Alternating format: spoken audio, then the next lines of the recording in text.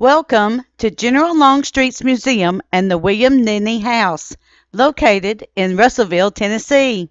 Used as a headquarters for General Longstreet and his officers as they wintered in East Tennessee. Come along with us as we walk through history as we go around the grounds and the rooms inside of the house. There are 5 rooms filled with artifacts and a 6th room that has a lot of information in it. We will take these rooms one at a time so that everyone can see the interesting artifacts there. A divided community. The Civil War begins 1861 through 1862.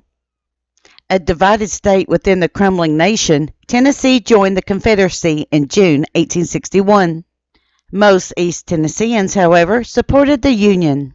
The war fractured the region's communities, including Russellville and its environs. Several Confederate companies formed in nearby Morristown, and a handful of Union men headed for Kentucky to join the Federal units.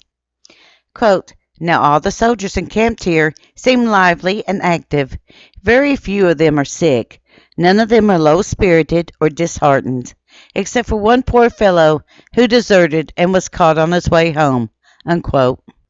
Confederate Private James A. Caldwell, 1st Aikens, Tennessee Battalion, later 59th Tennessee Infantry, encamped near Morristown to a friend in Madisonville, February 25, 1862. East Tennesseans recognized the key role of railroads, including the East Tennessee and Virginia, that ran through Russellville. Unionists hoped to disrupt the Confederate transportation by burning railroad bridges. On November 8, 1861, Unionists destroyed 5 bridges, including Lick Creek Bridge, to the southeast of Russellville, and damaged 4 others.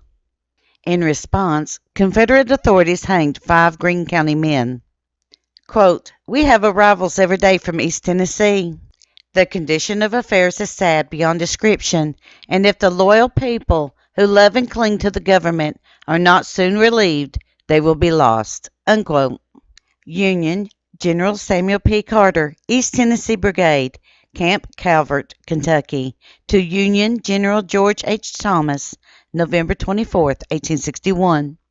On April 8, 1862, Confederate President Jefferson Davis placed East Tennessee under martial law.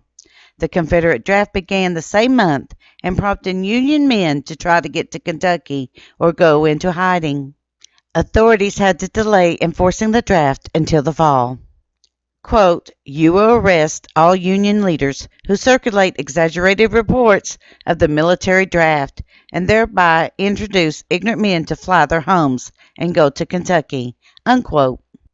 Hugh L. Clay, Confederate General E. Kirby Smith's assistant, Adjutant General, to Major William L. Eakin in Morristown, April 19, 1862. Companies formed in Hamlin County. Hamlin was created in 1870 from Granger, Hawkins, and Jefferson counties. Confederate 12th Tennessee Cavalry Battalion, Company D. 59th Tennessee Infantry Regiment, Company I. 60th Tennessee Infantry Regiment, Company H. 64th Tennessee Infantry Regiment, Company G. Union 8th Tennessee Cavalry Regiment, Company C and D. This exhibit was developed with the support of the Tennessee Civil War National Heritage Area, a partnership with the National Park Service that is administered by the Center of Historic Preservation at the Middle Tennessee State University. All images courtesy of the Library of Congress. Colonel David Fry and fellow Unionists wearing allegiance to the flag. There is a copy of the flyer that went around to avoid the draft, and a picture of Confederate President Jefferson Davis.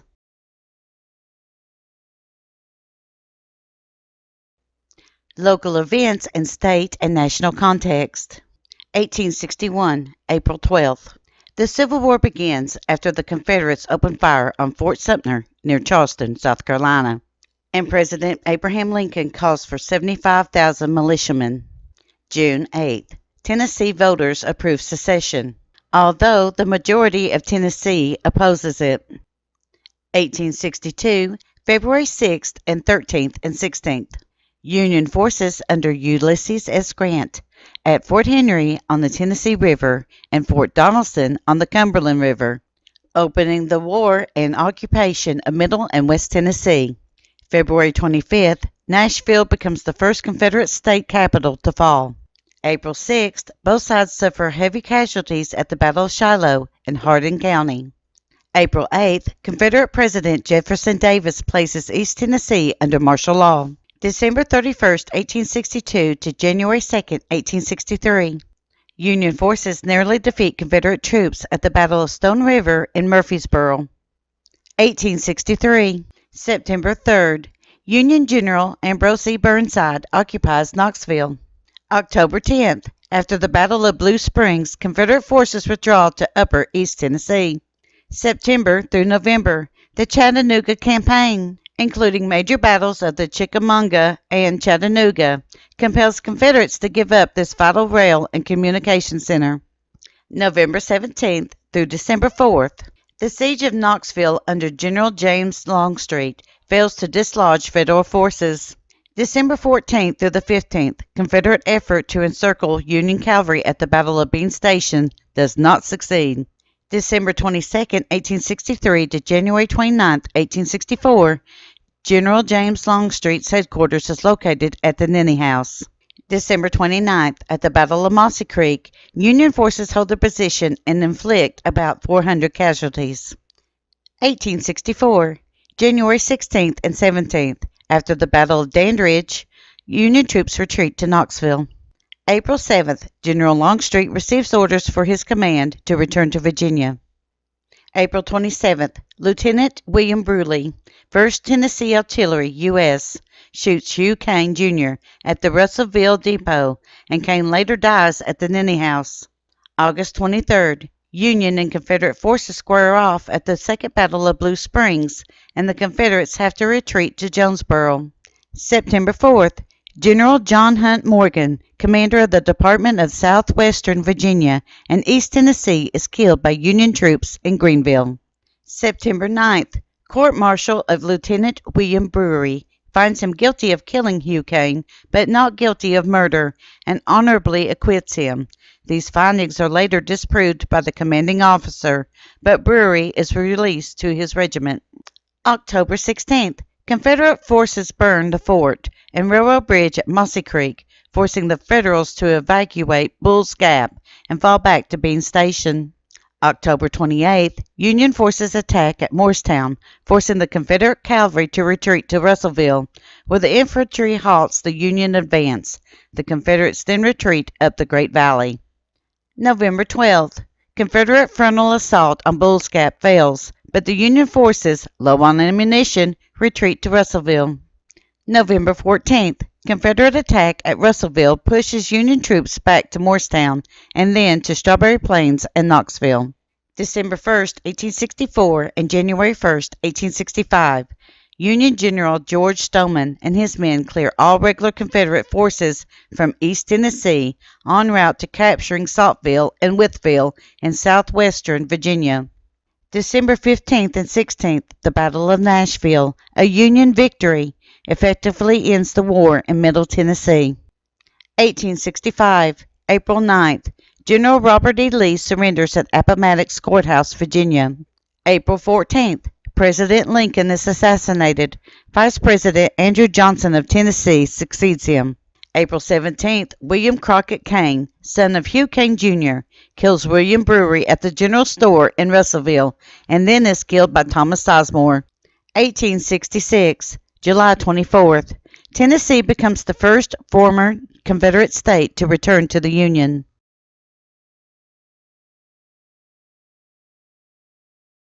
East Tennessee battles of 1863. Battle of Blue Springs. Campaign. Burnside's invasion of East Tennessee, 1863. Date, October 10th, 1863. Location, Greene County, Tennessee. Result, Union victory with Confederate forces escaping. Principal battlefield commanders, Major General Ambrose E. Burnside, U.S. Brigadier General John S. Williams, C.S. Forces engaged, Union, Army of the Ohio, and Cavalry Corps. Confederate 1st Tennessee Volunteer Cavalry, Home Guard Infantry and Artillery. Estimated casualties: Union 100, Confederate 216. Summary. In August 1863, General Burnside invaded East Tennessee from Kentucky, encountering little opposition. After reaching Knoxville in early September and establishing contact with Union forces in Chattanooga, the Federals marched up the East Tennessee and Virginia Railroad to challenge Confederates near Bull's Gap. On October 10, 1863, Burnside's army attacked General Williams' camp at Blue Springs. Union forces broke the Confederate line but were driven back by artillery fire and then pinned down by riflemen. During the night, Williams ordered his men to pull back to avoid being cut off by Union cavalry. The retreat turned into a rout, and the defeated troops fled towards Jonesboro before moving into southwestern Virginia. As a result, few Confederate soldiers remained in East Tennessee. Longstreet's attack on Knoxville. Campaign: Longstreet's East Tennessee Campaign, 1863 to 1864. Date: November 3rd to December 4th, 1863. Location: Knox County, Tennessee. Result: Union forces pushed into Knoxville. Confederate repulse at Fort Sanders. Confederate strategic retreat into Upper Tennessee.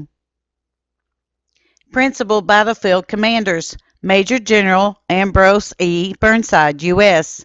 Lieutenant General James Longstreet, C.S. Forces engaged: Union, Army of the Ohio. Confederate, Longstreet's 1st Corps, Army of the Northern Virginia, Department of East Tennessee troops.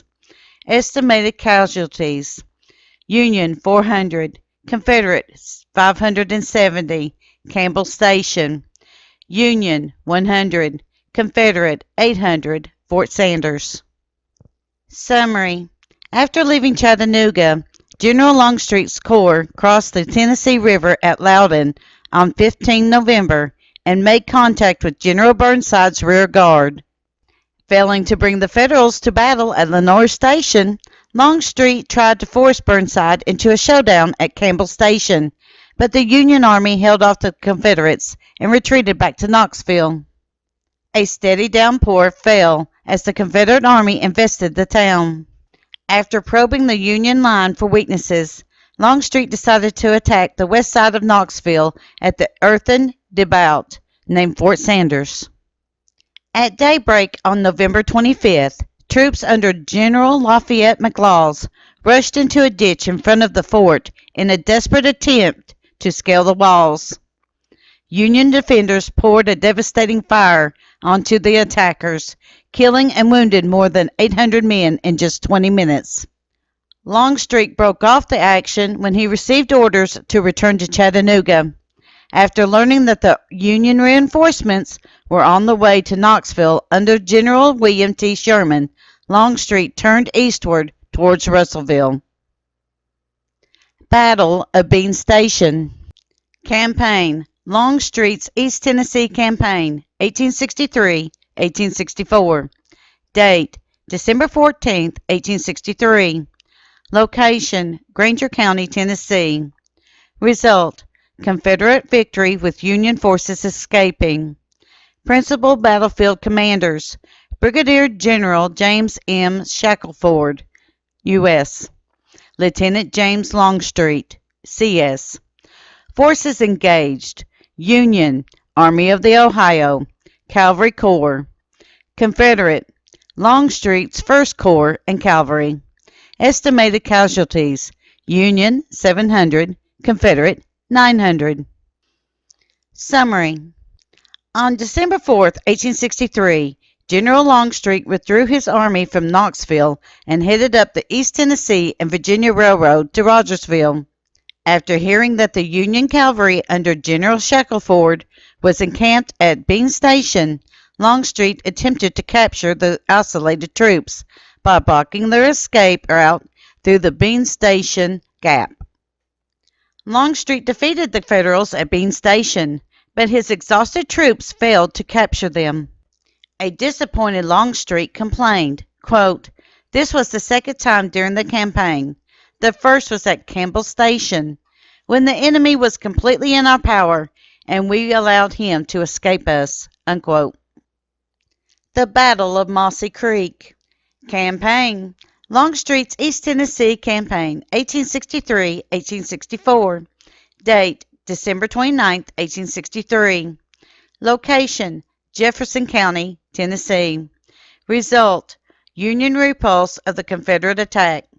Principal battlefield commanders, Brigadier General Samuel D. Sturgis, U.S., Major General William T. Martin, C.S. Forces engaged, Union, Army of the Ohio, Cavalry Corps, 23rd Army Corps, 1st Brigade, 2nd Division. Confederate, Longstreet's 1st Corps Cavalry. Estimated casualties, Union 109, Confederate 400. Summary. General Sturgis had led his troopers from Strawberry Plains to New Market, where they arrived on the 23rd of December. He detached 2 brigades to Dandridge to flank the Confederates there. With most Southern forces cast of New Market, Sturgis ordered these brigades back to the main army. On December 29th, Sturgis again divided his force, sending Colonel Oscar LaGrange Brigade towards Dandridge. Confederate cavalry under General Martin then attacked the Federals near Mossy Creek. As Captain Eli Lilly, 18th Indiana Battery, kept the Confederates at bay, Sturgis sent orders for LaGrange to return, and then held on against the furious assault. When the Confederates saw LaGrange Brigade arriving, they retired, suffering about 4 times as many casualties as the Union. The photographs. Union infantry charge courtesy of the Soldier in Our Civil War, a pictorial history of the conflict, 1861-1865, New York, 1890. Confederate assault on Fort Sanders, courtesy of the Library of Congress. Union cavalry escaping Confederate pursuit, courtesy of Frank Leslie's illustrated famous leaders and battles scenes of the Civil War, New York, 1896.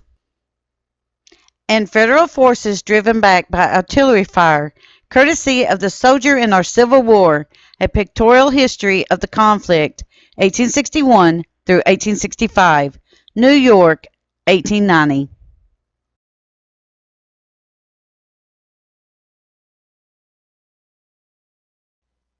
Hardships mount. The war intensifies. 1862-1863. The fighting moved closer to Russellville in 1862 as Union troops challenged the Confederate hold on East Tennessee at Cumberland Gap, Watauga Bridge, and Carter Station. Meanwhile, the Confederate invasion of Kentucky failed, dashing the hopes of the Confederate supporters. Quote, "They quartered their sick on families, without regard to whether they were Union or rebel people." Unquote. William A. Wright of Hawkins County on Confederate occupation of the area. Local families lost loved ones. Confederates in the 12th Tennessee Cavalry Battalion were part of the invasion of Kentucky. Soldiers in the 59th, 60th, and 61st Tennessee Infantry Regiments served in Mississippi, where many died from disease or became prisoners when Vicksburg fell. Quote, "The greatest mortality in our army during the siege, and indeed during the Mississippi campaign, was from sickness." Unquote. Captain Reuben G. Clark, 59th Tennessee Infantry, in his 1894 reminiscences. In March 1863, Union scouts reported about 150 Confederate infantry at Russellville, Morristown, and Rogersville. Just 5 months later, the military situation changed dramatically. Confederate forces abandoned Knoxville for the defense of Chattanooga. On September 3rd, General Ambrose Burnside and his Army of the Ohio marched into Knoxville. Quote, "At one point on the road, a large concourse had gathered, and one lady was dressed as the goddess of liberty. People came into the road with water and apples and peaches, pressing them upon the column, unquote. Description of General Burnside's march towards Knoxville. The New York Times, September 18, 1863. Burnside led an expedition through Russellville to Bull's Gap, hoping to clear the rails to Virginia. South of the Gap, he defeated Confederate General John S. Williams' cavalry at the Battle of Blue Springs. The Federals established posts at Rogersville and Greenville, while Burnside shifted his attention to Chattanooga. Hoping to destroy Burnside's army and regain control of East Tennessee, early in November 1863, Confederate General Braxton Bragg sent General James Longstreet and his First Corps from Chattanooga to retake Knoxville. Plagued by transportation and communication difficulties, Longstreet faced entrenched Union defenses at Knoxville. Repulsed decisively at Fort Sanders on November 25th, he ended the siege and turned eastward. Between Knoxville and Bull's Gap, troops from both sides numbered close to 50,000 over the next few months, with powerful consequences for the Russellville citizens. Quote, reliable information being received that the insurgent force is retreating from East Tennessee. I recommend that all loyal people do, on receipt of this, informally assemble at their places of worship and tender special homage and gratitude to Almighty God, for this is a great advancement of the national cause. Unquote. President Abraham Lincoln, December 7, 1863. The Pictures. The Siege of Vicksburg, courtesy of Frank Leslie's illustrated famous leaders and battle scenes of the Civil War, New York, 1896. General Ambrose Burnside and staff, courtesy of the Library of Congress. Union map of the fortifications at Knoxville, courtesy of the Harper's Pictorial History of the Civil War, Chicago, 1896. Courtesy of Frank Leslie's illustrated famous leaders and battle scenes of the Civil War, New York, 1896.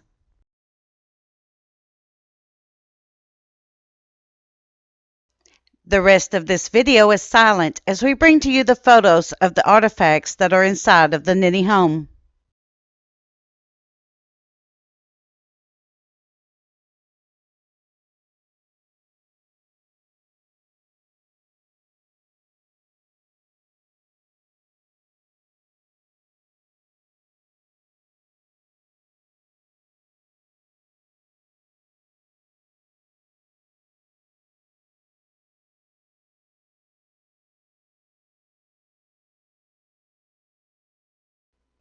Thank you for walking with us through history as we look at the rooms full of artifacts contained in the General Longstreet Museum and the William Nenney House.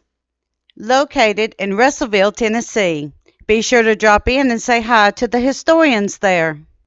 Thank you for watching and supporting Kentucky Tennessee Living as we bring to you the lost and forgotten histories in Kentucky and Tennessee.